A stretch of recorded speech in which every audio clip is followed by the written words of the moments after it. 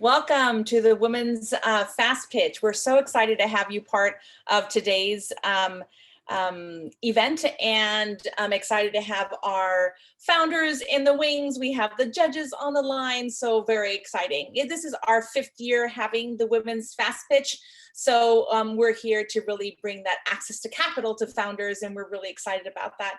I'm Dr. Sylvia Mam, the founder of Stella Labs, who's putting on all of the women's fast pitches across this nation.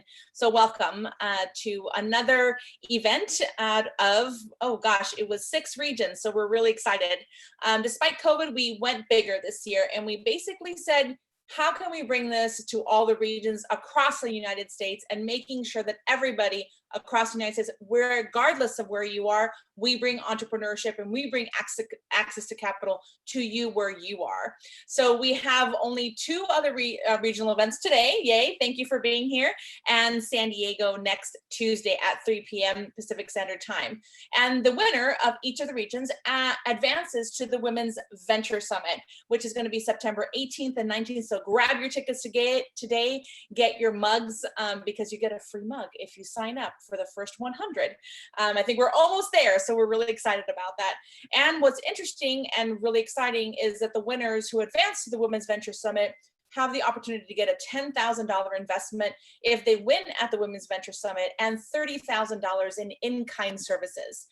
So welcome. I wanted to kind of go back and give a little bit of a background about Stella Labs. It is a not-for-profit business accelerator for female entrepreneurs to increase representation and funding in the venture world on both sides of the venture table when we're talking about the summit and talking about access to capital events. So increasing the number of female entrepreneurs that get funding, and increasing the number of female investors on the other side of the table. So without further ado, I wanted to introduce the judges. Zandra, hi Zandra. I'm super excited to have you on the judges for today. Zandra Laskowski. She is the founder and CEO of OC Angels. And she's a startup consultant with over 25 years of entrepreneurial experience with large multinational tech companies, as well as startups. In March 2020, she was nominated as a Woman of Influence Awards finalist for the Game Changer Award. So Zandra, I've known you for years. Thank you for always being an advocate of everything that we do with Stella Labs and the Women's Venture Summit. Well, thank you for having me today, Sylvia. I love what you do. We met 3 or 4 years ago. I don't forget it. The years go by so fast. And I'm so impressed with the companies that come through Stella Labs, what you're doing with Stella Angels and Stella Labs. It's needed, and I'm so happy to be here today. Thank you, Zandra. Likewise, the feeling is mutual. The next introduction is Christina Montague. She has been on so many of our regional pitch competitions. So thank you, Christine. She's a managing partner at the Jump Fund. And as I always say, she has been like my rock mentor for so many years. We started off kind of almost like 10 years ago, trying to figure out how do we do this in both of our regions. So she's, again, managing partner of the Jump Fund, which is more in the South East portion of the United States. She's also a fellow investment committee member at Next Wave Impact. It's always nice to syndicate and do deals together. And her personal motto is invest in the change you want to see in the world. Thanks, Christina, for being here. Thank you, Sylvia, so much. And this is my 3rd one, and I've seen some amazing companies. So I'm looking forward to what comes out of this one today, and see who wins and goes on to the big event. So thanks for having me. Thank you so much. And then last, I think it's last, no, we have 2 more. Brianna McDonald. Brianna is the president of the Northwest region of the Keiretsu Forum Angel Investment Community, the largest and most active venture investor globally, comprising over 50 chapters with over 3,000 active members. And I assume that even it's like past news for that. You probably have a lot more right now. But I was honored to be invited to Seattle by Brianna last year, I think, or a year and a half ago, and really inspired by her dedication to startup, basically the whole startup ecosystem and the founders that go through Keiretsu. She really champions the founders, and she also champions the angel investors within her network. So we're just like thrilled and honored that you took some time with us today.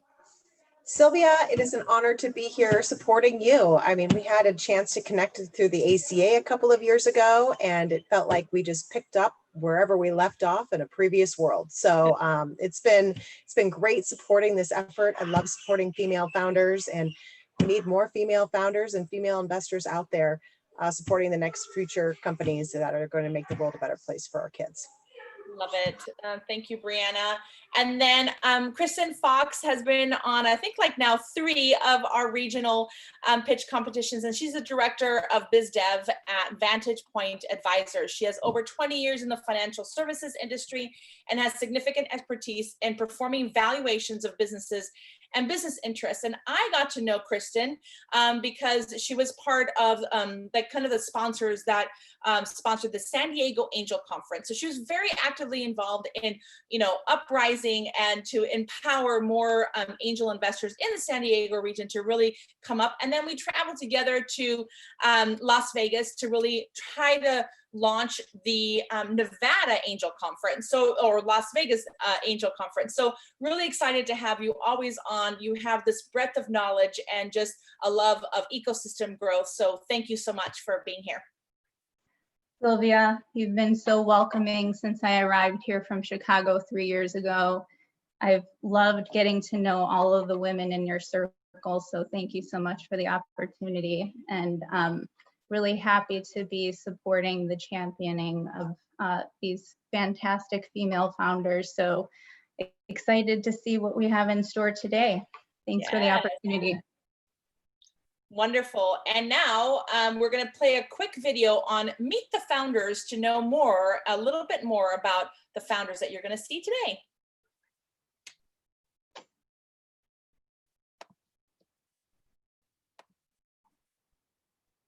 I hope it's going to play. Yes.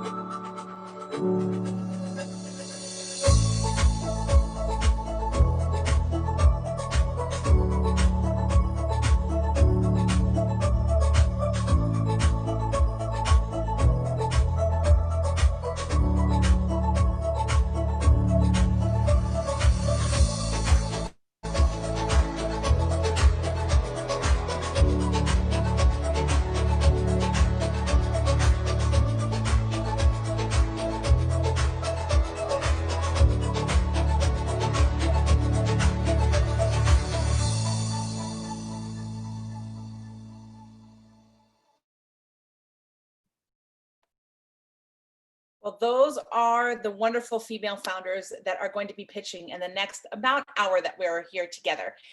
So before we start with our first pitching female founder, just wanted to go through the pitch process. How will it go? They have about 3 minutes to pitch their startup, and they've already done some pitch prep with myself. And so I know they're going to hit that 3-minute mark.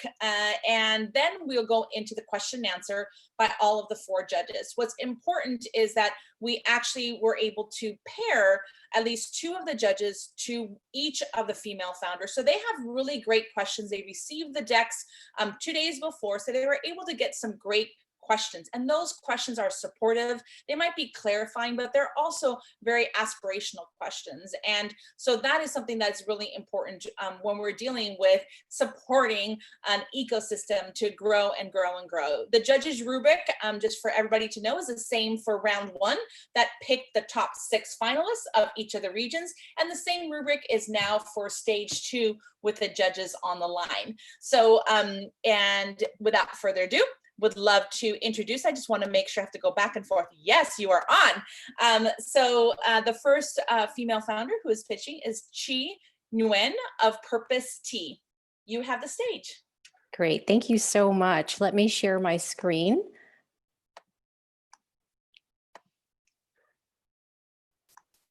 Let me know if you're able to see that. Yes, you can. Go ahead. Okay, perfect. Perfect. Thank you all so much. I'm so excited to be here. So my name is Nguyen, and I'm the founder and CEO of Purpose Tea. So Purpose Tea was started with really one very powerful idea in mind, and that was to use business to drive positive change in the world.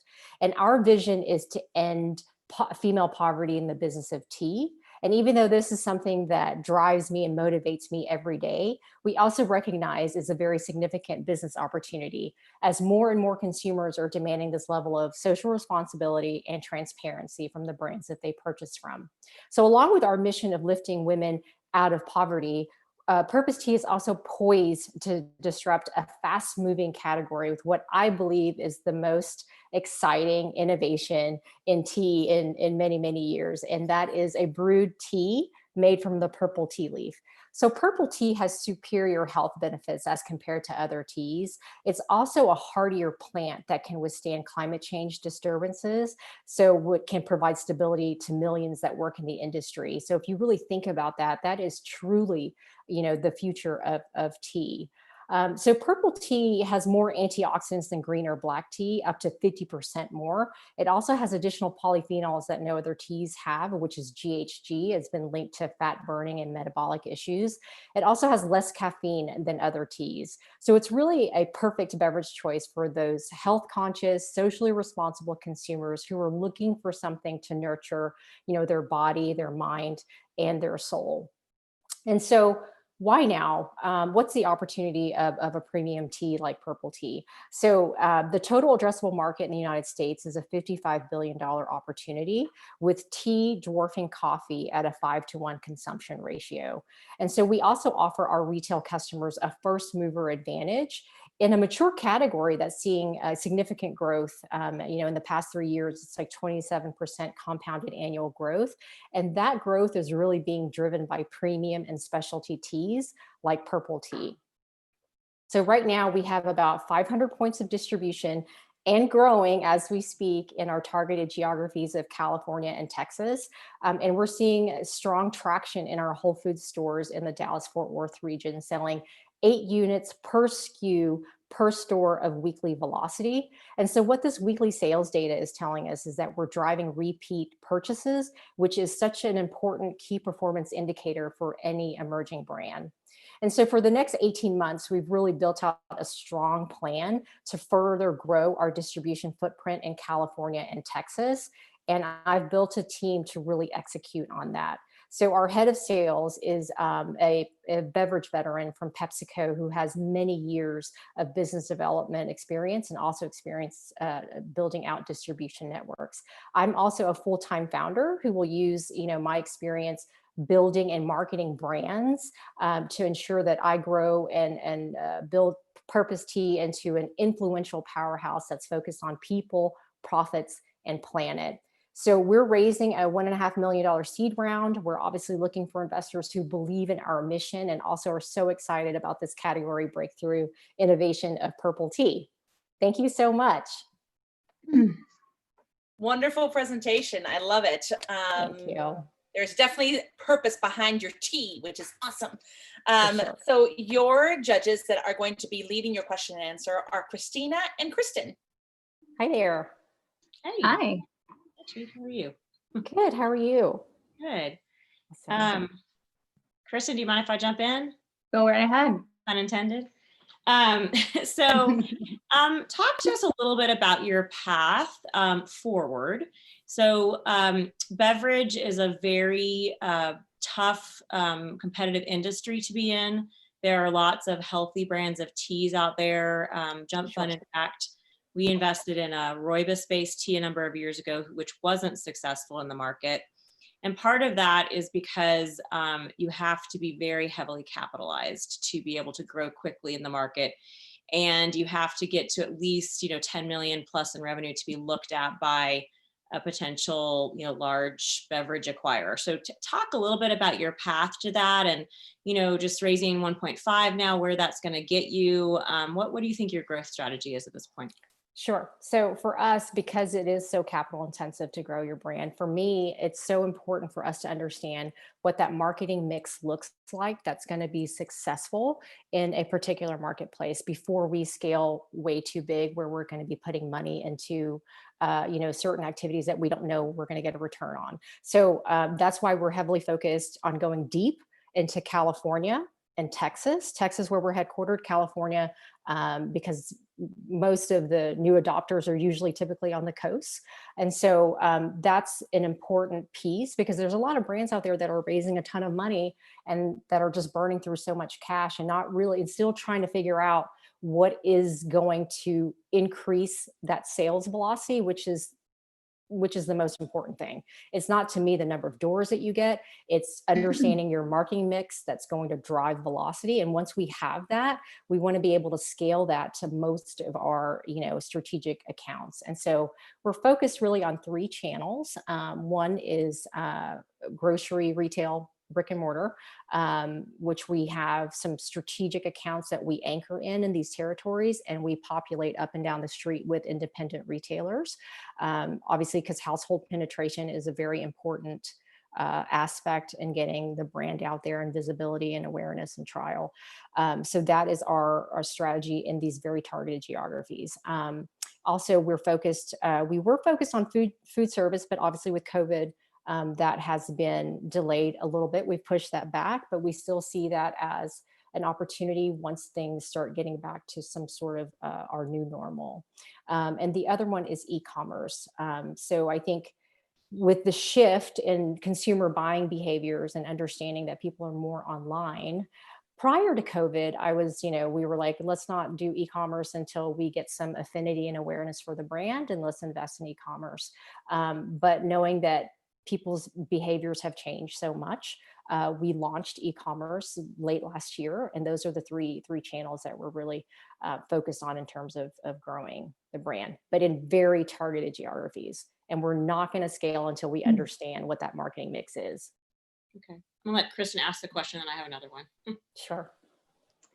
So I see some pretty high margins here by next year, and I just wanted to ask, in terms of sourcing, where are you sourcing the tea? And given the current political and environmental climate, do you foresee any issues in achieving these margins? So we source our teas right now from Kenya. That's the only place currently where there's a good supply of commercial purple tea. So that's where we source it from. I work very closely with our suppliers because we have a social impact model, obviously, and we've negotiated pricing where it's really competitive. So our margins, just even at this small of a business, we're at 55%, and I think we have room to gain margin as we scale. And be able to have some sourcing power and procurement power as we do more volume in the marketplace. And then your second question, repeat that again about the political climate and how that affects. Just whether or not sourcing it and getting it here physically, whether you have foresee any challenges, or if there's any risk associated with that. No, I don't see any. And I've talked to our suppliers, and we actually have a pretty good supply of purple tea here in the States already. And it's something that we can easily plan out if we foresee some supply issues. Great. Christina, back to you. Okay, thanks, Kristen. One last question. Yeah, sure. Just real quick, just kind of on the focus, you touched on it very lightly, but these are women in Kenya that is part of your story. And so, yes. So in Next Wave Impact, we actually saw you, I think, at Next Wave at one point, maybe, or maybe so, early on or something. Yes. So we have another company called Cooley that you might know. It's a moringa powder. A big part of their story is sourcing that moringa from female farmers in Africa. And they have brought in some strategic investors who actually really are, interested in that story as well. So talk a little bit about how you're using that to both leverage sales and then possibly gain some strategic partnerships. And, how do you, the challenge is keeping that impact as a real, not only piece of your story, but a real piece of the company moving forward. That's a very large question. So just talk real briefly about that focus. Yeah, so that's the reason why I started the company, to be quite honest. I didn't start a company because I thought I wanted another tea, but I happened to find this new innovation of purple tea, which I was super excited about, and about differentiating not just on our mission, but on the product too. So we're mission driven, and the women who pick our teas. So in the business of tea, it's, there's either estates or smallholder farms. And so I chose Kenya because it has the largest number of smallholder farms where we can do our work. These women, it's about 75% of the workforce are women, but they live in extreme poverty. And so proceeds of our sales obviously go into training and education, scholarships for their kids, and then also this big piece, which is access to land. 95% of land is owned by men in Kenya because it's passed down generationally to sons. So if I was born in Kenya, by no fault of my own, being a woman, I didn't have access to this very empowering asset. And this is not something that I came up on my own, because I'm very sensitive to someone from a Western culture coming over somewhere else and saying, hey, this is what you need. So this is months and months of me working with these female tea workers on the ground and really talking to them about what it is that their issues are and their problems are, and how can we help to at least solve for some of those things so they can improve their lives, improve the lives of their kids, improve the lives of their community. And so that's a pivotal and huge part of our story. And that's not going to change. It's built into our model, and it's built into our DNA. I mean, our name is purpose, so there's no way I can get away from that, and nor would I want to. That's what we always say. If it's built into your DNA, it'll probably stick. So thank you. Yes, thank you. Exactly. Thanks for the I question. feel like I say that every single day with Next Wave. It's like, build it into your DNA, and if you don't, let's talk about it later. So well done. Really great pitch. Thank you for such great questions. This was awesome. I was like, oh, I want to know more. So well done, well done. So going off, we're going to get the next person in. The judges will have time to put in their votes through the app that we have for the judges. But then also the audience choice has a chance to do their audience choice awards. And if you're on YouTube, you'll have the YouTube, I don't know if you can see that, but YouTube, and the chat's blowing up. So that's really great. And Shan, who is one of our wonderful ladies who works with Stella Labs, she's our program director and awesomeness. And she is putting in the links to vote as audience choice. And that has gone through www.slido.com. So you'll just kind of be able to see all of her posts and see what link to choose to be able to go in and put in your audience choice for any of these female founders. And while you're at it, make sure that you are also liking us on YouTube so that you can keep track of all of these wonderful ladies that are pitching and keep on being part of our network and our community. So I think the judges are ready now. I gave them enough time, I think, to put in the scores. And we now have our next female founder. Hi, Latia. So this is Latia, and again, like, I'm Latina, so I'm going to say it a little bit more Latina, so excuse me. I'm Latia Ladino Bryson of VCandidates. So you have the floor. Thank you so much for having me. It's a pleasure to be here, everyone. I am known as the employment therapist, and without a shadow of a doubt, I can say that looking for a job is insane. I mean, the process of job seekers having to search for the job and actually apply over and over and over again with hopes that they'll be discovered and loved is very daunting. But we at VCandidates.com, we're doing something a little different. We've created a career platform that helps good candidates become better. You see, instead of searching and applying all these places, candidates can focus on one robust profile and then put all their time and efforts into the career development assistance our platform provides. We also connect them with great vetted recruiters, and they're able to communicate better. But before stepping into such a lucrative industry, we did our homework. As a former executive recruiter who's placed over 600 candidates and counseled thousands, I spoke to 3,000 candidates in my database and found out what was the wound, what was bothering them. And what I learned was very sad. 95% of them said, we need more communication during the job hiring process. And 90% said, when we're laid off, let go, or furloughed, we want to know that our employers care about us, because many don't. They wanted to be able to know that 80% weren't going to be disturbed at work if they're working, even though they're the good candidates. And they wanted an ability to track their process. Well, That's what VCandidates does. We have a dual tracking and hiring communication process for both recruiter and candidate. We offer employers an opportunity to include a 90-day subscription and all severance packages. There's privacy, you can track your interviews, there's no job search boards, there are no scammers, lots of career development assistance, and those robust profiles include reference checks, personality assessments, and background checks.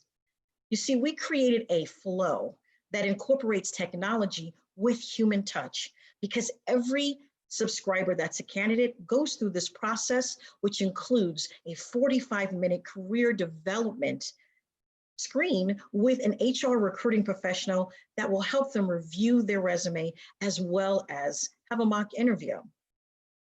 We've figured out how to best service our B2B and B2C subscribers. We know exactly who they are and what their needs are, and our revenue model is robust. So right now, we are looking for $2.5 million in our angel round.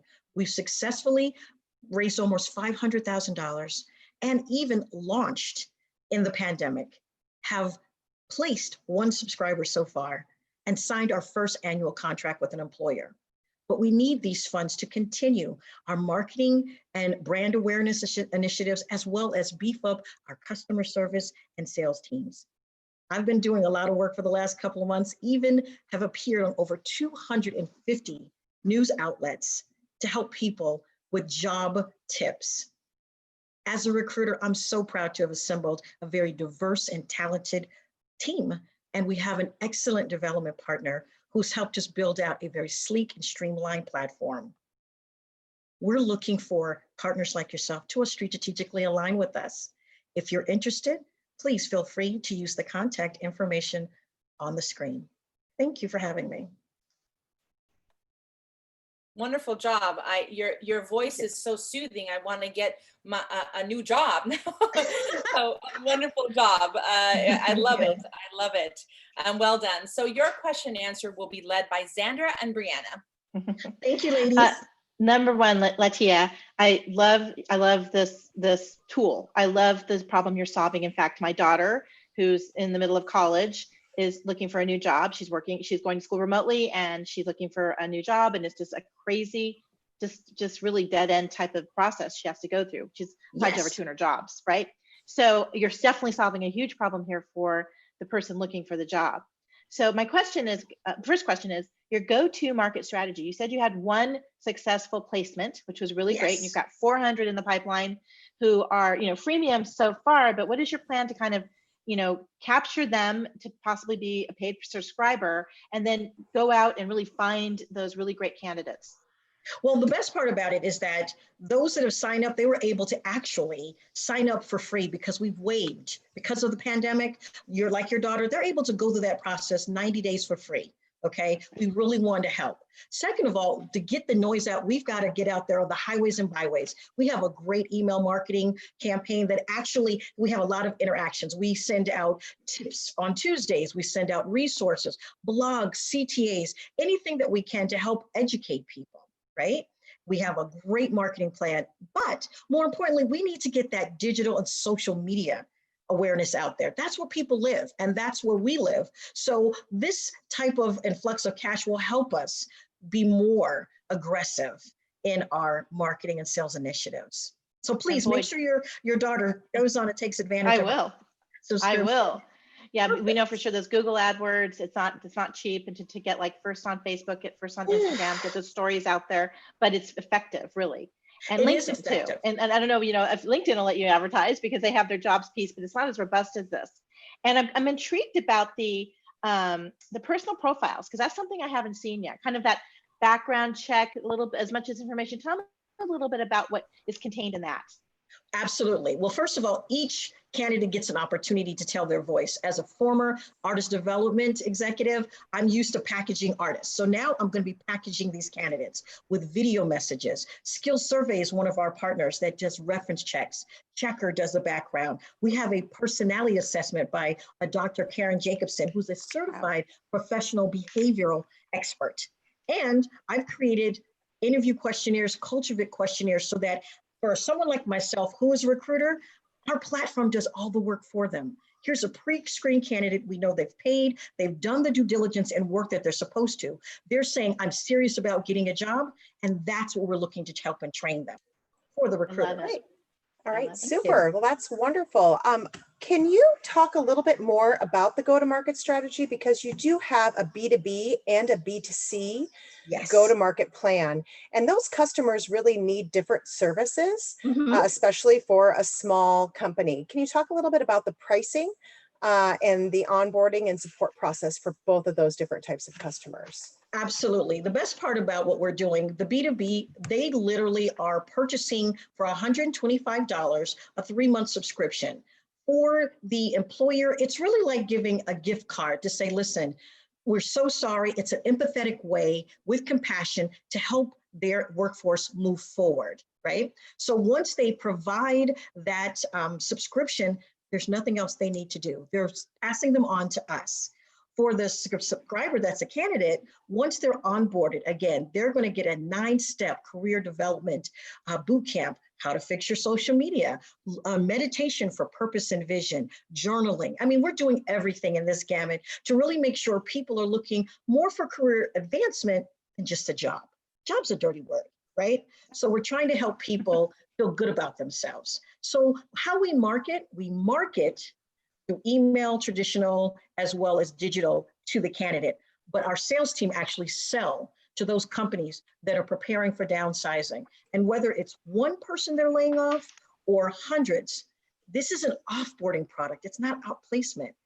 Just like you receive Cobra, you can now receive this. So you're really a B2B sales strategy, and then you just support the customers, but you're selling to the businesses as an offboarding product. Absolutely. We're candidate-centered as advocates, but we're really selling to those B2B. That's great. Thank you. Thank you. Sandra, do you have any other questions? Do you have any other questions? No, I think this is just a comment. This is great pitch, but this is really, really needed. I mean, because I'm in the trenches with my daughter, and I love all these unique aspects. You have so many places to go with the B2B and the B2C, but the B2B, like Brianna said, that's going to be, you're definitely ticking lots of boxes there, solving lots of problems for those recruiters and for the companies looking for really great assets. You have no idea how I love hearing women being able to champion and say this to me, because I'm not crazy, right? No, you're not crazy. No, it's a crazy process. Like I said, I've been doing it for a long time with my daughter, and I'm like, why is this not working? And you're more than welcome. Contact me. I'll be happy to give you that promo code so you can go through and experience it from a candidate. We can love it. I can show you everything on the recruiter side. Would appreciate that. Thank you so much. Great presentation. Thank you. Wonderful. Thank you so much. You did such a great job. Thank you, judges, for your wonderful questions. Great clarification questions. So thank you so much. So I'll let the judges do their judging. And again, reminder for all the audience, be able to do your audience choice by going onto the chat, getting the information by www.slido.com. Just want to make sure that I'm saying it right. Slido, SLIDO.com. And all of the different wonderful female founders have their own codes. And while you're kind of listening to the pitches, follow us on social media so that you can get some great information about the ongoing things that we're doing at Stella Labs and championing these wonderful female founders. So like this female founder is ready to go. I love it. Already sharing your screen, Kewanta. I love it. So this is Kewanta Brooks, founder of Elite Kids. The floor is yours. Thank you so much. Okay. Awesome. Families have low to no options for comprehensive educational platforms that feature Black kid characters. Hi, I'm Kewanta Brooks, founder of Elite Kids. When my children were born, I wanted to expose them to educational content that reflected their unique needs as Black kids in this world. So I merged my experiences as a parent and educator to create Elite Kids. Elite Kids is a media and education company with products and video content for children 10 and under. Elite Kids is built around 4 kid characters. There's Aria Marie, Xavier, Layla, and then there is James. Our products exclusively feature illustrations of the Elite Kids crew. Our comprehensive curriculum includes lessons in phonics, math, history, life skills like how to manage time and how to start a business. Children can also learn Spanish and French. You would literally have to string together dozens of apps to get access to this type of curriculum. But with Elite Kids TV, our subscription-based video-on-demand app, families pay an annual subscription fee to get access to all of this content and more. Take the animated characters of Disney, the streaming service of Netflix, plus the live courses of Masterclass, and you have Elite Kids TV. Our competitors have engaging educational content. However, none have life skill classes you can access on demand. The education app market is expected to grow to $18.3 billion by 2024 in the K-12 segment of the market. We will launch a strong multi-channel marketing campaign to solidify our branding and increase sales. Since launching in April, we have generated revenue with our physical products. The Elite Kids TV app is in development, but you can enjoy our freemium video content on YouTube, Roku, and Fire TV. Our team is made up of artists, animators, a film producer, speech pathologist, a language teacher, and curriculum specialists. Collectively, we are uniquely qualified to grow Elite Kids to a multi-million-dollar powerhouse. This pandemic has placed parents in the unique position of being both caretakers and educators, which makes this the perfect time to grow Elite Kids. Elite Kids is for our children in this country and around the world. I'm Kewanta Brooks. Thank you for your time.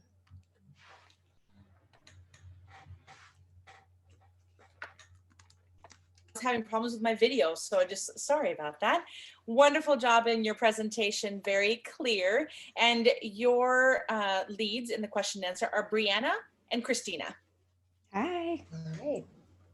Hi. Go Great ahead. job. I just think it's a really needed product, especially right now.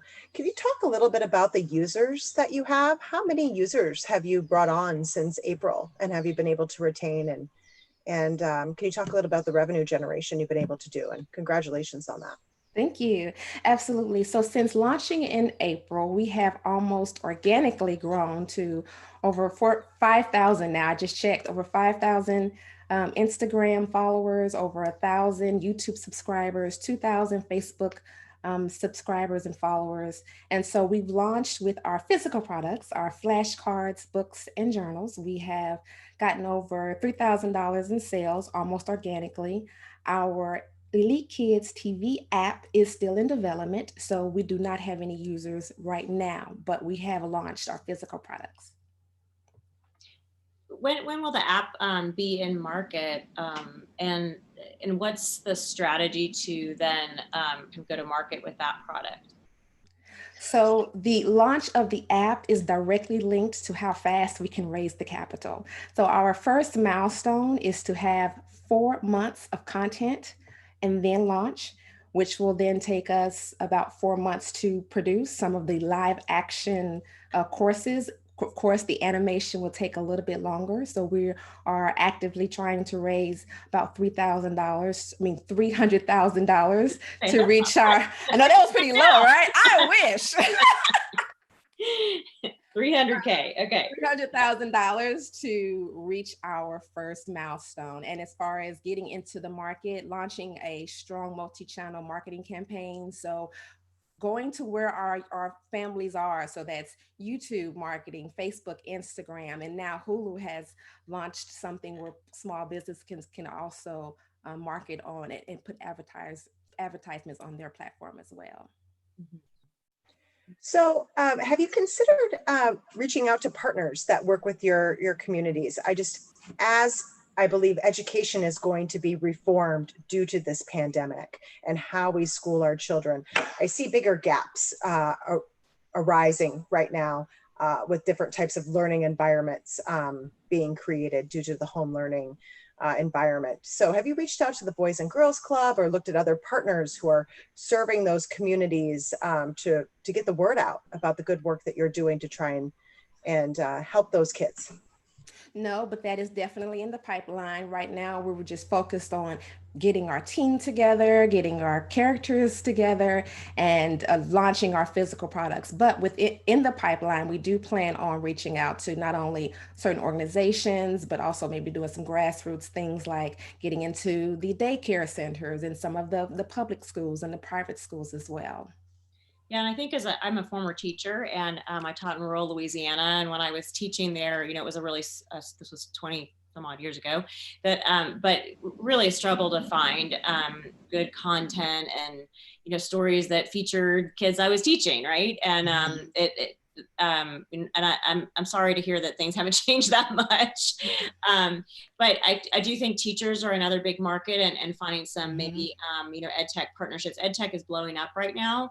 And I'm sure a lot of them are seeking solutions to diversify their curriculum more and have products like this. So I would encourage you to look for some more kind of B2B and even maybe enterprise partnerships that are out there with some of the online providers and other opportunities. I think it's highly, highly needed. And I'm excited you're launching and develop. I mean, I think the video idea is fantastic, and that can feed into a lot of things. It could be a plug and play for a lot of different platforms. So keep it up.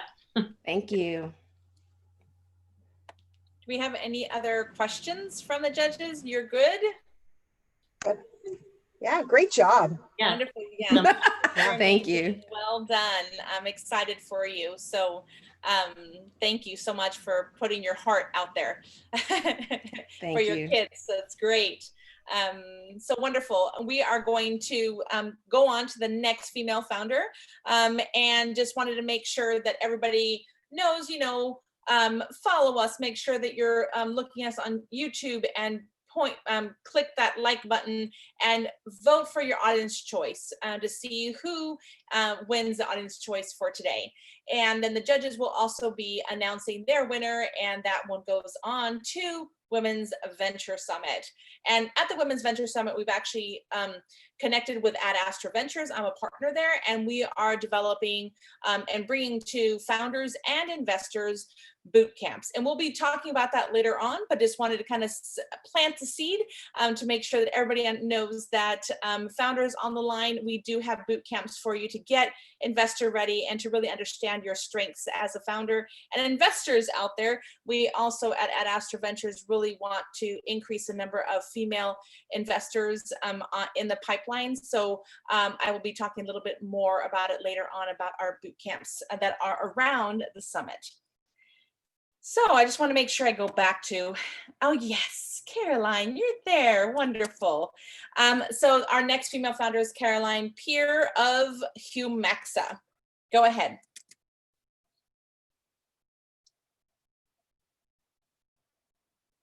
You're muted and just need to have you share your screen. Can you hear me now? I can hear you.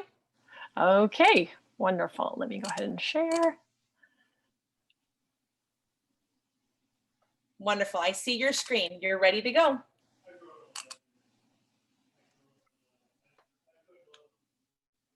Hi, my name is Carolyn Peer, and I'm the CEO and co-founder of Humaxa. We provide the AI assistant, much like Siri or Alexa, specifically for distributed workforce culture. Bad employee relations kill companies. Litigation, turnover, and underperformance cost organizations more than $1.6 trillion just last year and just in the United States. But how do you simultaneously predict and prevent these problems from happening in the first place? Meet Max. Max is the AI assistant from Humaxa. Max talks with employees and tries to figure out what they need and what they want to be able to engage and perform the very best that they can on the job. Let's see how it works. Just a couple of examples. I reach out to Max and tell Max, I'm unhappy. I'm not getting the professional development that I'm looking for, and I'm battling social isolation. Max recognizes that I'm unhappy and suggests that Max can create a mentoring relationship with somebody else. Or in another case, Max says, gosh, I say to Max, I don't think we're doing a good job of making people from diverse backgrounds feel valued and feel included here. Max recognizes this and says, let's change that. Why don't you take a moment to nominate someone for recognition, maybe bring someone to the forefront who's been overlooked in the past. Just a couple of examples. Our client feedback speaks volumes. We have nothing but 5-star reviews on both G2 and Capterra. We've been extremely lucky to have recruited this team. I got my start in HR technology at a small startup called ProBusiness. We grew the company. It was acquired by ADP, and I left ADP in 2017 to found Humaxa with my co-founder, Guillermo, with a background in computer science and AI, and Jennifer Gargolinsky, who has over $1 billion in enterprise sales. Because our vision is an open platform, our competitors can actually become our partners through this uniting technology, where we offer up third-party solutions based on what Max predicts people need and want. This software as a service market is huge. We started with engagement and performance in the United States at 518 million. We're planning to move on to remote workforce enablement and sales performance enablement as well. We've done a lot with a little. We launched last December, and we've been growing 8 to 10% month over month with zero paid advertising.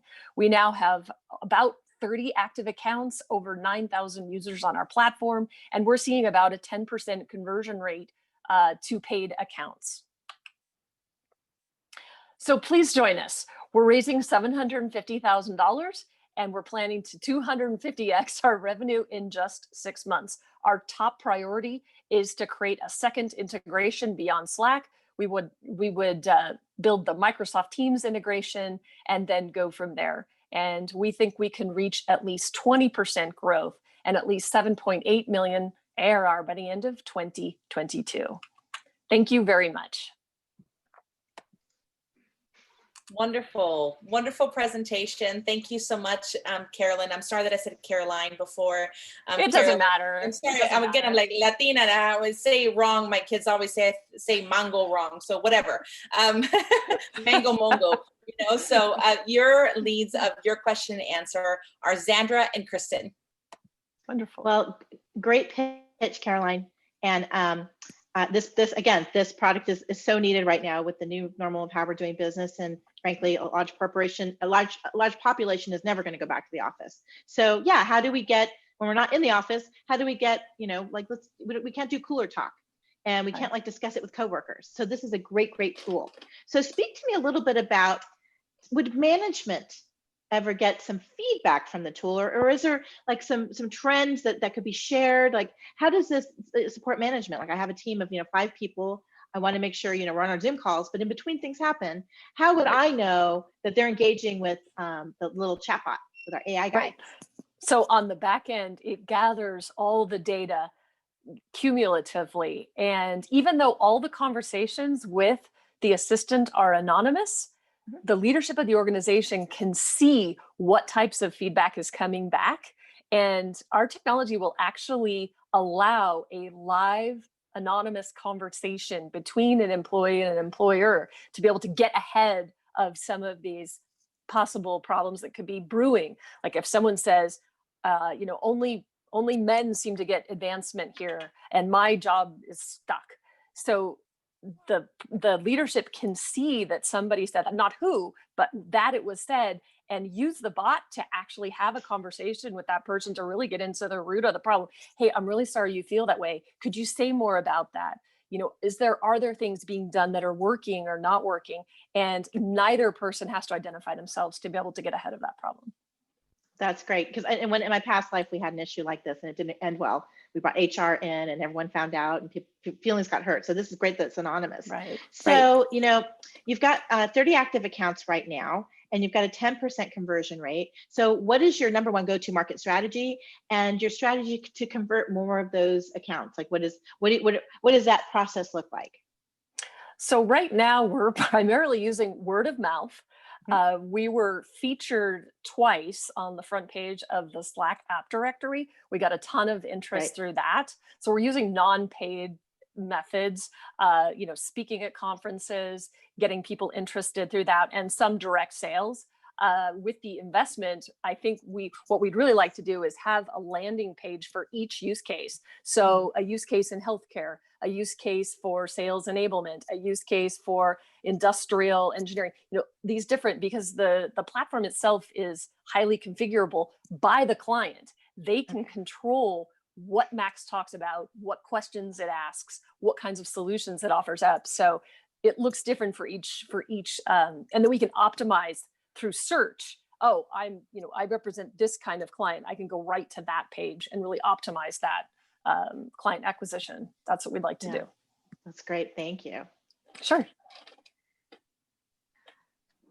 Great presentation. Yeah.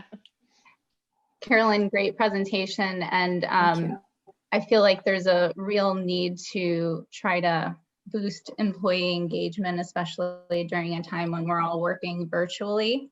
So my question is, and you touched upon it briefly within your presentation, you're trying to unite a fractured competitive landscape and your potential partners for growth. How would you partner with them, and how would they be instrumental in your customer acquisition strategy? How does your technology integrate into what they're doing? Right. So, for example, if an organization already has a learning management system, we could easily integrate with that partner. And when Max detects that there's an issue, that training and learning would help to mitigate that risk. Then Max could connect them right up with the LMS itself and say, oh, you know, your job growth is stalled out. Why do you think it's stalled out, Carolyn? Oh, it's because I'm not very good at public speaking. Oh, let me direct you to a course where you can get better at public speaking. So we just would integrate directly. Just one example. It could be a number of different solutions. Okay. Thank you. Can you talk again? Sure. I have just another question. Can you talk about how the AI is learning? Is it, you said, you know, the clients, the customer will put maybe some canned Q&A in there for them, or some canned situations, but how does the chatbot really learn that, you know, from having those conversations over time? Right. So we're using data science, but frankly, it's fairly simple data science. It's much like a recommender system. Like when you go to Amazon and it's like, oh, people bought tennis shoes, also bought stocks. So in our world, it learns what each person is interested in and what's important to them. So it over time will get better and better at making these suggestions. Oh, Carolyn really likes sales and marketing. She's probably also interested in negotiation skills or something like that. Or, you know, Carolyn feels really deeply about being able to give back to the community that she works in. Let's connect her with others, and they can arrange an event to perhaps, you know, build a house through Habitat for Humanity or something. It will learn over time. And of course, we've been capturing this data from, you know, whatever 9 months of data. It's been from all these thousands of users. So it is getting better, but it takes time, like all systems you have to train. Yep. No, it's great. I can see the easy Slack integration. There's a company I just invested in last year. They were in group travel SaaS. That's not going anywhere. She pivoted immediately. It's called Office Otter. And now what it's doing is integrating into Slack, because it's like a virtual task list, which Slack doesn't have. So, you know, the fact that this could be something that could easily integrate for the teams that are on Slack and have this chatbot, that's really, that's incredible. That's going to be great. That could be very interesting to watch, and a very interesting opportunity. Great. Thank you. Thank you. Wonderful questions. Are you good, Zandra and Kristen? Yes. Wonderful. Thank you so much, Good. Carolyn. You're very welcome. Thank you. Carolyn. so much for a wonderful pitch, wonderful question and answer. I love all these questions.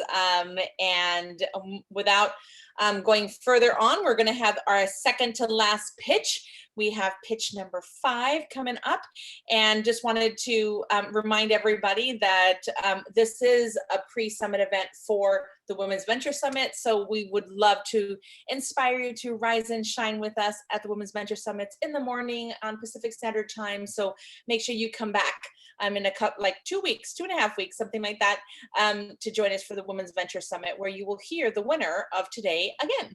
So next up is Isabel. Are you here? Oh, yes, you're here. Okay, Yes. I can't see the screen, right? I just have my prompts, and then I see you. So with the next female founder is Isabel Muller of Swtch Underwear. Hi, everyone. Thank you so much for having me. I'm all fired up watching all these pitches. Yes. I'm just sharing my screen. Okay. We hear you perfectly fine, and you are sharing your screen. Great. You see a big pink Swtch slide? We actually, we're in presentation view for this one. So can you switch to, not presentation, but presenter view? Yeah, let me see. 1 second. All right, Isabel kind of works on that. Sorry about that. It's been working every time. I know, don't worry. See. It's all good. Nope. Do not worry. Okay, I'm gonna share try a different thing here. Perfect. Yeah, sometimes you have to shut it down and then share it again. And we're learning a lot about Zoom, of like what are the little ticks and ticks. I'm completely discombobulated right now. Tricks to get it going, and you are on. Yeah. I can see a wonderful pink screen, and you are ready Amazing. to go. Yes, Thank you so much for your patience. Where's yours? Okay, great. Hi, everyone. My name is Isabel Muller, and I'm the CEO and founder of Swtch Underwear. As a queer woman, I've spent a lot of my life trying to fit a mold I was forced into by our patriarchal society. It wasn't until I busted out of this mold that I could see my opportunities and understand that my needs are not shameful, but powerful. Today's panties are still just iterations of mid-century underwear designs motivated by the male's vision of the ideal woman. These limited designs barely accounted for our periods, discharge, incontinence, or sweat. And this ideal woman, representing a singular repressed role, has required so much of our time to dismantle. The march towards liberation has led to a modern woman that is active, adaptive, powerful, handling multiple roles.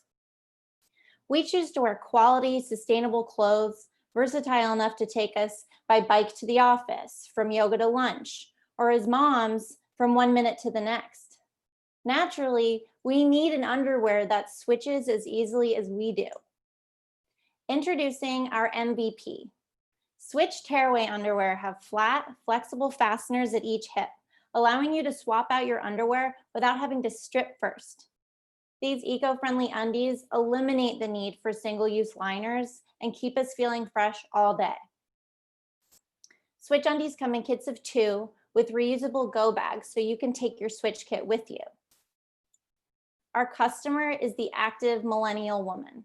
This generation is eager to discuss genital health and has the passion and the means to curate an eco-conscious lifestyle.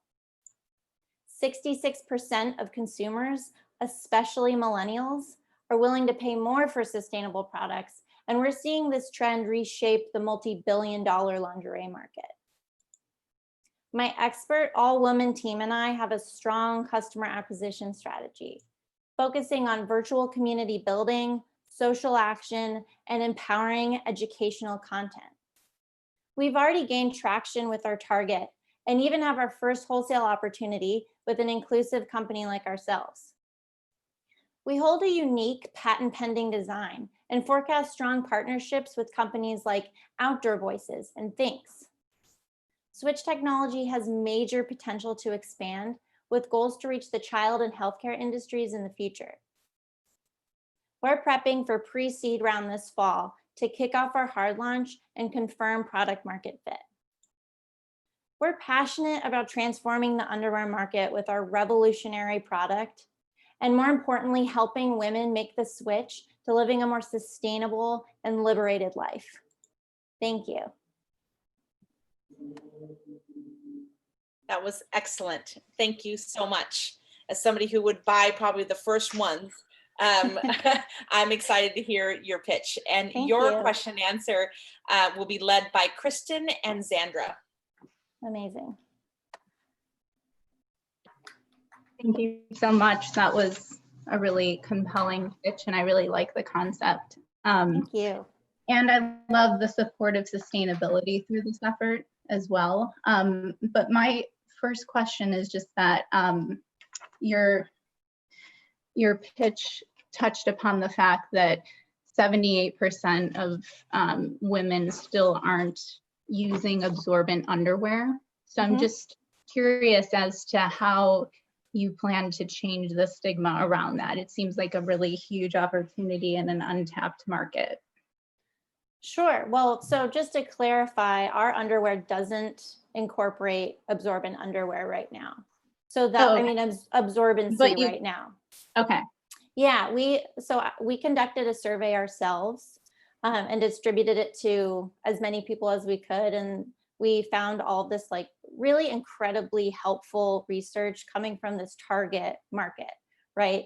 And we noticed that this huge percentage of women still weren't wearing absorbent underwear, which is looked at from this underwear market as a solution to everything we're talking about, right? Like all of our daily leaks, no matter what they are, what part of our cycle.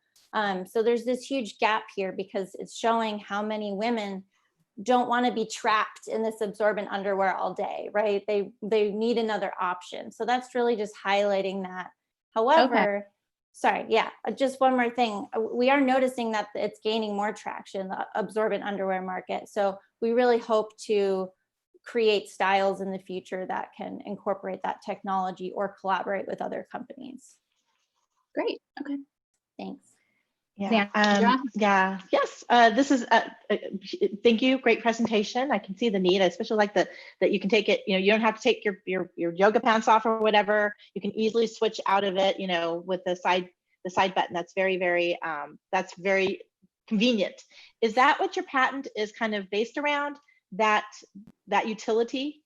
Sure. Yeah, that's a really good question. So to kind of keep a hold of our IP, we've had to do a lot of research on a lot of different types of patents that you can file.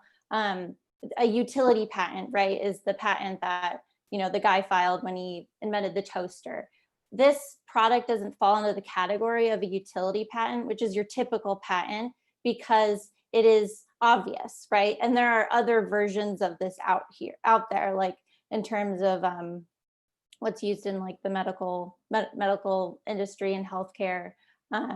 They have more kind of old-fashioned versions of this with different materials. What we can do is file and work on our design patent, which we're already patent pending on. But a design patent nails in the exact construction and coordination of the different application of materials, which is the key part here, and which was a huge part of our product development, like understanding the relationship and how this new material works with your body from an active standpoint. Because up until now, it's really been looked at for more in recovery or in the hospital. So we feel really confident about that design patent because it has required a lot of coordination around all the different seams and construction of the underwear. And you talked about the total addressable market. You know, there's the activewear, which is like, you know, 216 billion, if not more. And then there's a lingerie, which is like 125 billion. And this product seems to like land kind of in both. I could see it being sold in an activewear place like Lululemon or something, because most of your clientele, the people that will use this are active women. And so they're going to want to be able to switch out of it really quickly, or if they're traveling or what have you. So what is kind of which vertical do you think you're going to be targeting first? Because it's going to be tough to like straddle both in the beginning. So which one do you think you'll have the most conversion? Would it be the lingerie market, or would it be that activewear market? So we're thinking that it's going to be the lingerie market because our early adopters mostly land within the category of young moms or of like travelers and more just active and busy within their day professionals. So the utility of that and how it really works with our cycles and our day-to-day, we see a lot more positive reaction from those groups.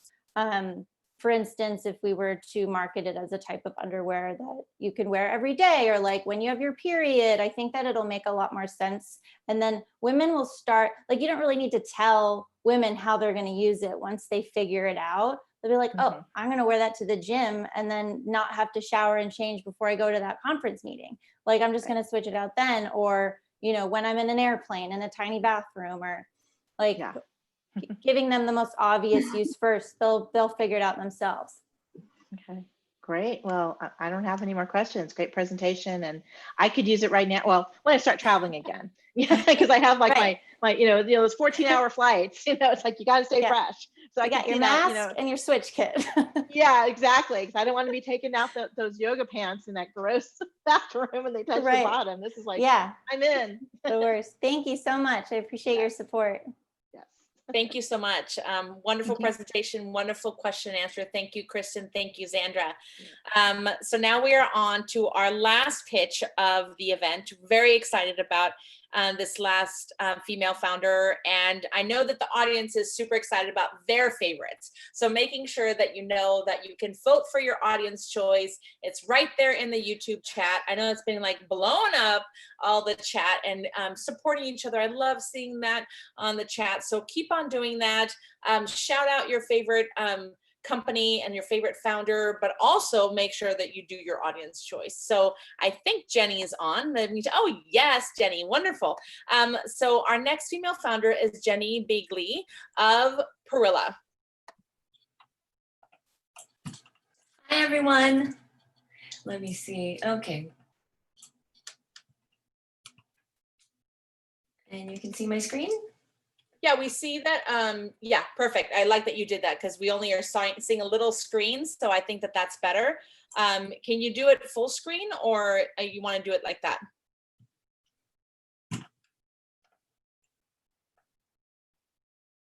Yeah, that looks great. Full screen. Oh, okay, I see. Yes, that's much better. Okay. All right, here, let me see if I can move to the next screen. Okay, so yeah, we can. And we can hear you, and your slides look wonderful. Okay. So you're ready to go, and the floor is yours. Okay, great. My name is Jenny Beeghly, and I'm the co-founder of Perilla Scrubs. And how you feel affects how you heal. Why scrubs, why now, and why us? The health industry is only getting bigger with increased surgeries and rising infections. With COVID, has created a growing importance of safety and hygiene. Essentials, it's mandatory to wear scrubs. Unlike fashion brands, it's not finicky. And we're experts. I'm good at making people look cute and feel comfy.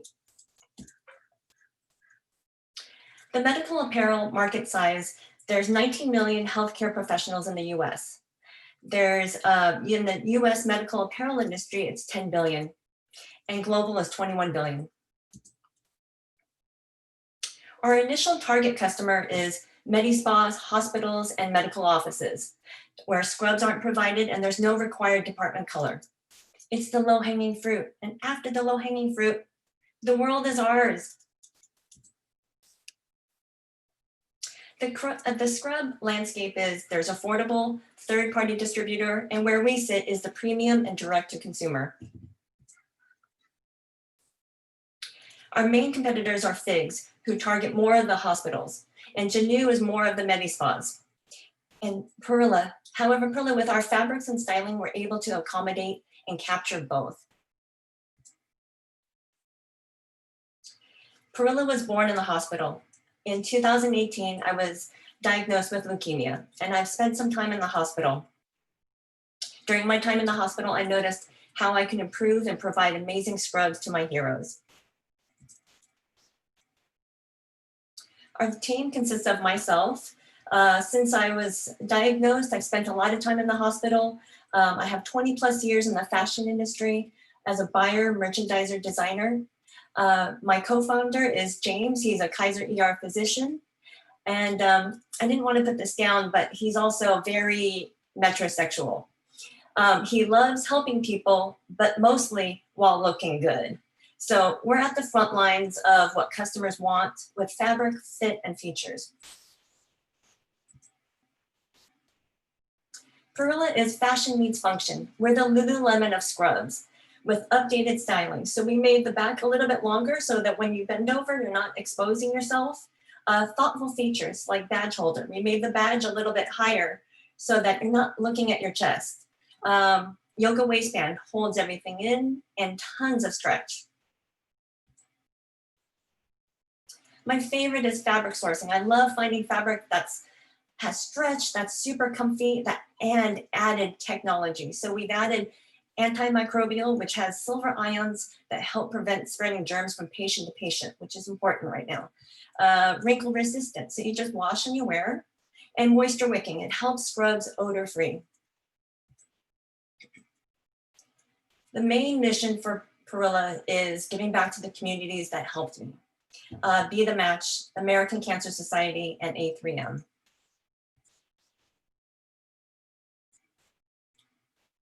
Since we're a revenue generating company, we caught the eye of LA Times and KTVU, who love their story of giving back to the medical community.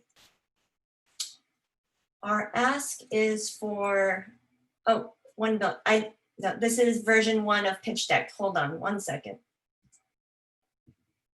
Okay, this is our ask. So our ask is really, we need to scale. So our first, we're asking for a $250K for inventory, size inclusive, meaning petite, tall, plus size, and more additional colors, marketing and trade shows. Also introductions, someone that can help us scale on the medical board, and a marketing guru. And the advisory board, maybe from Athleta, athleisure brands, or connections to partnerships. And that's it. Thank you. Remember, how you feel affects how you heal, from the Perilla team. And I leave you with testimonials. Thank you so much. You did such a great job. Thank you. Wonderful presentation for a wonderful company. Okay. And your question and answer will be led by Christina and Brianna. Okay. Great. Thank you so much for that great presentation. And it's always good when a founder has their own personal story around it. So that always makes a pitch much more powerful. I'm curious just about digging a little more into the competition out there. There is a lot of activity in this marketplace, a lot of people trying to make scrubs better. The antimicrobial piece of it I've seen that in a bunch of different companies trying to come forward. So what's sort of your differentiator? And I'll just say also there's a company here in Chattanooga that has been basically trying to do the same thing. And it's a very tough road, the D2C, direct to consumer piece. So talk a little bit about a little more about your differentiation, and maybe, do you have any patents around any of kind of your design or style at all? And then moving into what is your deeper go-to-market strategy, and how do you capture, kind of larger pieces of this market, and not, the direct-to-consumer is a hard, long path in this because there's a lot of noise. So can you talk about both those things? So what sets us apart, yes, there are a lot of scrub companies out there. I think we're able to capture a wider market, where we can do the med spas, the hospitals. I also feel like we're experts, and that's sort of how we're different, because I've been a designer, and my cousin the other co-founder is a doctor. So we got information immediately versus others. And I feel like our story and our mission is compelling. How we can gain a wider for growth would be, like I mentioned, yes, the D2C is a little bit more difficult, but if we add more petites and more sizing, I feel like I can approach the hospitals and gain contracts with hospitals directly instead of having just a D2Cs. and adding more styles, which would be, or doing more research with bleach proof fabrics, lighter fabrics, sustainables, maybe PPE gowns. So just doing a little bit wider variety and assortment. Brianna, do you wanna... So yeah, I'd like to know a little bit about your COGS and the margins that you have figured to date. So what would the garments be selling at, and where are you sourcing your fabrics from and having them manufactured? So our retail is at 92. Our margin is at anywhere from 65 to 70. We are manufacturing in China, and this is a company that I've worked with several companies. So I've visited them before several times. So I have a good relationship with them. So. Okay, and is that pricing competitive amongst the competition that's currently out there? Yes, so we're similar pricing with Figs, maybe a tad bit lower than Janu, and Cherokee, which is a lower brand, is about $48 for a set. Yes. Okay. Kristen, if you don't mind, you mentioned something about selling to hospitals. I think the D2C market that Christina brought up is tough. I think hospitals right now are even harder. So hospitals, they've lost tremendous amounts of revenue due to the elective procedures that have not been able to be conducted during this time. So how would be your strategy around selling to hospitals to bring them on as customers? Well, I have since I had spent some time at City of Hope, have been talking to the people there. You know, that one's an easy one for me because since I had stayed there and so I have a little bit of a connection there. As far as others, you know, that's where I guess I'll need a little bit more help. I don't know how to approach them, but I knew it would be difficult. But I knew if I had expand on sizing and coloring that I would be able to at least approach them. So we're not quite ready yet. All right, that's great. Thank you. Yes. It does seem like you may want to find some major distributors who are in this market to sell this product into. It's really, as Brianna said, incredibly hard to break into multiple hospitals, and they just they're not the kind of end buyer the person is, because they're not going to buy a bulk of these. It's very personalized. So how do you break into a distributor market that's going and selling at the hospitals or through hospital channels? You know, that's usually how these companies break in. So just something to explore. Yes, thank you. Thank you so much. Yeah, wonderful. Wonderful presentation and the start to an amazing brand. So well done, Jenny. You did so great. Your story is amazing, and what you're developing is fantastic for the people that were heroes for you. So well done. Thank you. Thank you.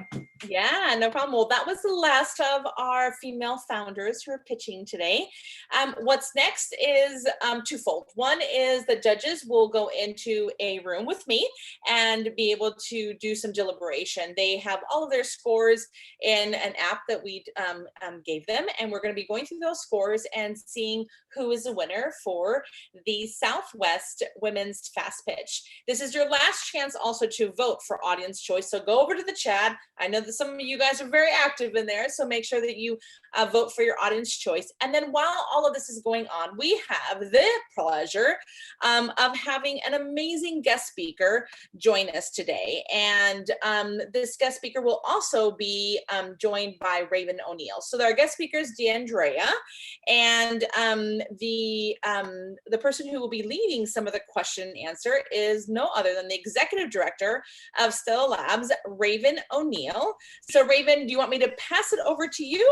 I think that you can, oh yeah, DeAndrea, you're here. I always have my view of my notes, and then it's like, oh, she's here. Okay, so DeAndrea, thank you so much for being part of this. You have just been an inspiration for us, and just been such a supporter of everything that we're doing. I know Raven and you have a wonderful friendship and relationship as you guys are growing and bringing more opportunities to founders. So I'll let you guys do your talking, and I'm gonna go to the judges room. So have a great time. Hi. Hi, everyone. So for those of you that don't know, I am the executive director of Stella Labs. And today joining me is a very good friend, Andrea. She runs a business called Mindset and Milestones. We were introduced actually through one of the founders of Ad Astra's, another one of Sylvia's companies. It's Ad Astra Ventures, their venture company. One of the founders there introduced us. Andrea is a UCLA student, and she has this business, Mindset and Milestones, which focuses on teaching entrepreneurship to teenagers who are the perfect demographic for entrepreneurship when it's in that transition. So I know a ton of history on Andrea's background, but I would love for you to take over and give us a little bit about what it is you do and how you came up with the idea and all of the background.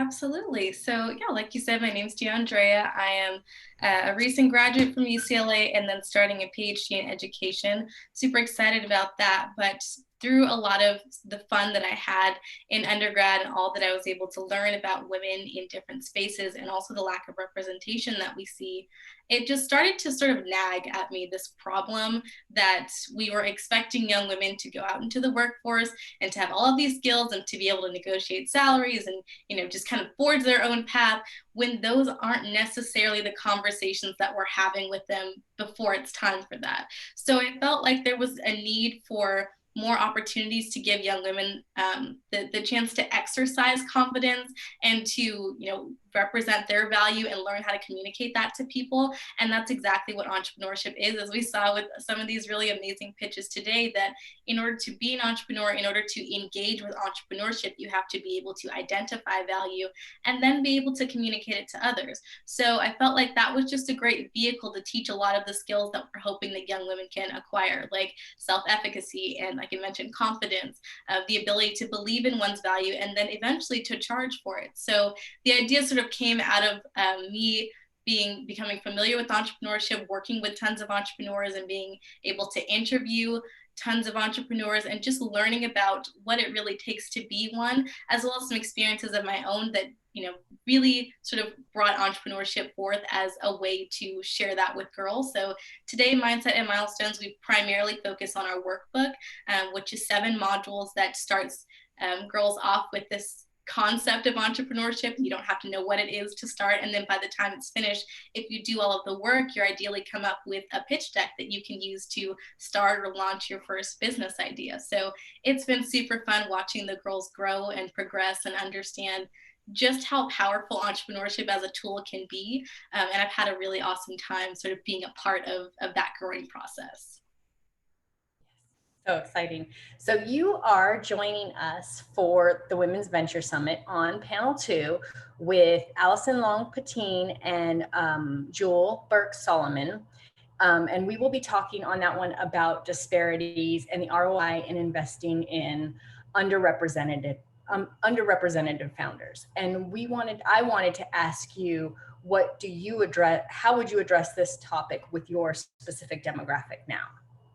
Right. So with young women specifically, you know, teenagers, it's really important that we start having the conversations, like I mentioned. A lot of the girls, when I ask them after the program's over, you know, what did you learn about yourself? A lot of them will say, I learned that I actually have an interest in entrepreneurship. So a lot of it comes from them just not being familiar. And so having those conversations, if you're an investor, if you're an entrepreneur, reach out to girls that you know, and not just, you know, in college, because I've had a lot of opportunities to have mentors in college. I'm so thankful for that. But I didn't really have mentors in high school. And I think that's the time where we really start developing these interests, and that these amazing programs that exist, unfortunately, the girls that are grabbing at those opportunities are already interested. So how do we get those girls that don't know about it already, who aren't already interested, and how do we show them that it actually has relevance in their life? And I think entrepreneurship in sort of its capacity as a skill set, as a mindset, can absolutely do that in a way that just a lot of other things can. So I think that talking to them and just really having honest conversation and reaching out about mentorship is going to be a game changer for sure.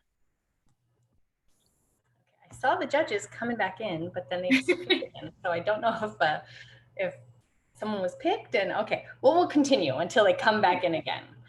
So what future challenges do you see for female entrepreneurs as they go through your mindset and milestones course, what future challenges do you see in going through that with them?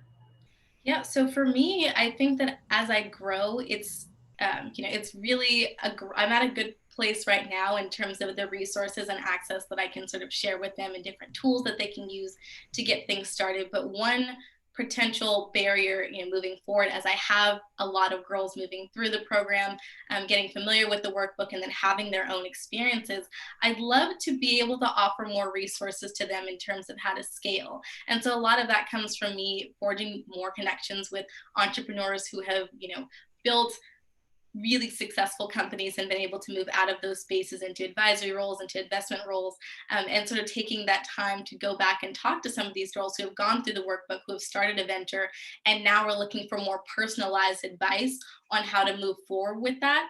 Because, in a lot of ways, it just depends on what information that they have access to, as opposed to a specific program that allows it to happen. Not sure if I'm frozen, hopefully not. Are we still here?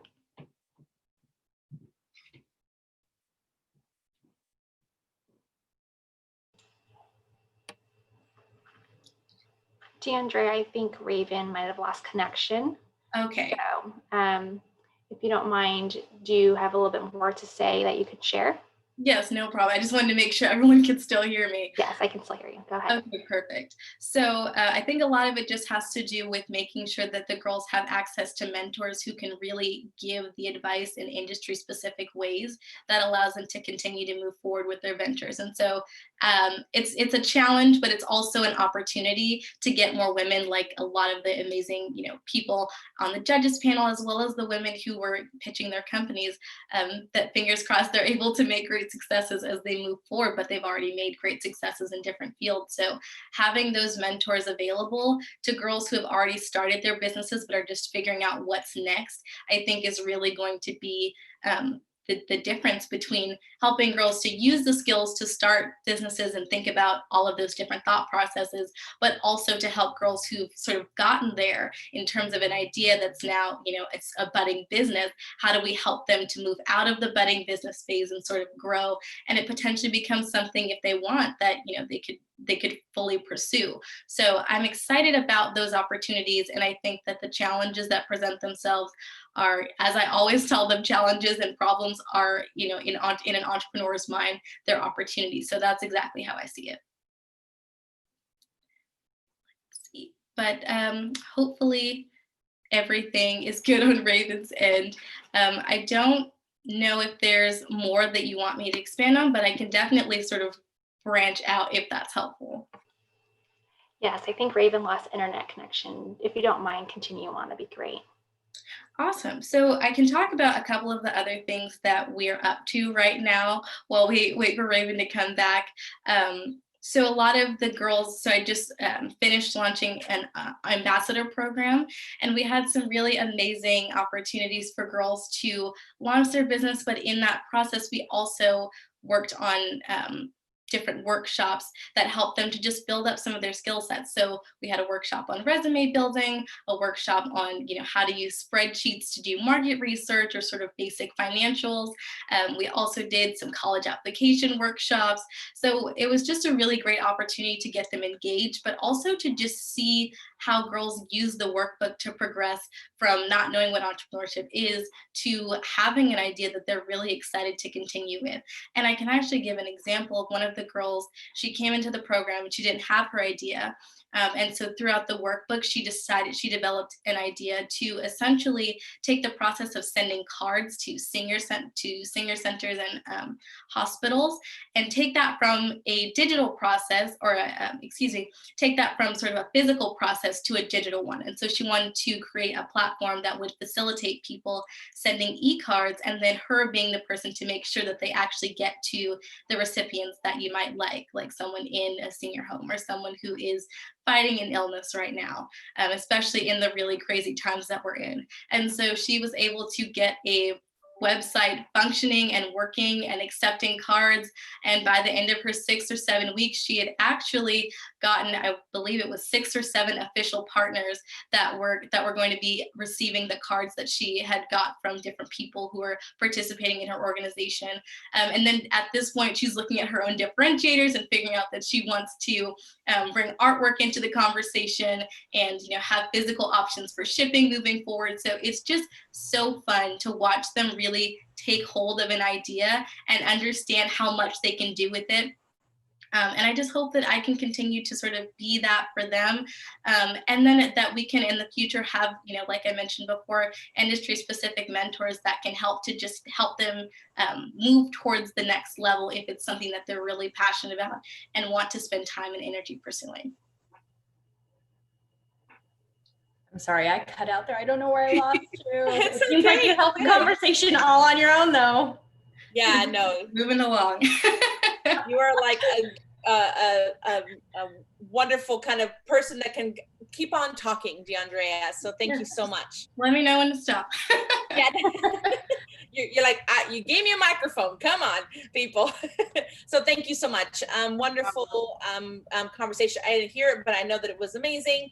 And the judges are back from deliberations. Thank you, judges, again, for all of your hard work. I know it was very hard to make the decision. Oh, we have babies in the house. Oh, so cute. I love it. We love seeing families. So wonderful. Thank you so much. So the first thing that we are going to announce is the winner of the Women's Fast Pitch for Southwest, drum roll please, is Humaxa. Carolyn, I think that you're off video, so I just want to make sure. Carolyn, we just want to make sure. Oh, good. Okay, good. Do you want to say 2 words about how awesome you feel right now? Oh, you're on mute. You're on mute. Unmute. Can you hear me? Yeah. Sorry, I have too many devices going on. I'm genuinely surprised. And just before this was going on, I was writing in the chat, and this has happened before, but I hear about all these other great ideas that other people are bringing. I'm like, wait, no, I want to invest in that one and that one. And this, I get so excited about other people's projects, other people's businesses and ideas. And because, you know, when you're working on your own project, your own business for so long, like, you know, I mean, you're generally doing the same kind of thing. And then you hear about, wow, you know, here's a way to really, you know, make resources available for people that have lost their jobs. Yes, I believe in that. And, you know, this underwear that you can snap and you don't have to, you know, you can just do it without having to take, I want that too. You know, it's like, I want everything. Well, if I was a gazillionaire, I would already be investing pretty much in everybody who is here. So just that was my takeaway. We love that. Thank you, Carolyn. I'm going well done. Congratulations. And Xandra, do you want to give a little bit of why we chose that? I know that you were pretty vocal on aspects of that. So can you kind of just give us like 1 minute? Well, number one, it's a tool that's needed right now with the working from home and remote workers, and it's solving a problem. And I think you're going to have a lot of opportunities to integrate with existing tools. That's where the value is, because, you know, Slack's going to be looking to do, you know, its next iteration or bring something in. It's a huge tool, or Microsoft Teams, any of the team tools. This can easily integrate into that if they want that, and it's just going to give you know, just some more. For the managers that are out there trying to just make sure they're getting the correct feedback and they're managing correctly through Zoom and being remote, it's just going to give them something else to make sure everyone's engaged. So Right. it's a huge problem right now, but this type of solution is really needed. Well, thank you. Yes, we're feeling it too. So I'm glad that message came across. Wonderful. Well, I think everybody did an amazing job. I applaud each and every one of you across the board, not just here, but we have heard about 50% of all of our women who pitched across all 6 regions was the first time that they pitched. So just, wow. I don't like to call out anybody. I'm just letting you know that there are some of them that is their first time, and that's just exceptional. So well done. Super excited about every one of you. And so I want to also announce the Audience Choice Award. So the Audience Choice Award is chosen by the audience, you on YouTube Live, and the Audience Choice Award is Swtch underwear. Oh, yay. So you can go off mute and say something if you would like.